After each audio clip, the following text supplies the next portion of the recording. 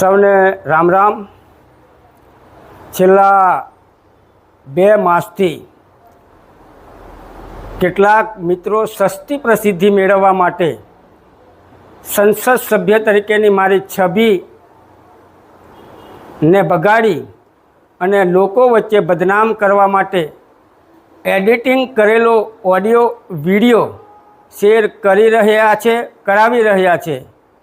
ત્યારે મારે લોકસભા મત વિસ્તારમાં આવતા તમામ વડીલો, માતાઓ, ભાઈઓ, બહેનો અને યુવાન સાથીઓને જણાવું છું કે આ ઓડિયો અને વિડિયો સંદર્ભે તારીખ 25 એપ્રિલ 2023ના રોજ અમદાવાદ નવરંગપુરાની નામદાર કોર્ટમાં મારા ઉપર કેસ દાખલ કરવામાં આવેલો અને આ નામદાર કોર્ટે મને તારીખ 18 ફેબ્રુઆરી 2025ના રોજ નિર્દોષ જાહેર કરેલ છે।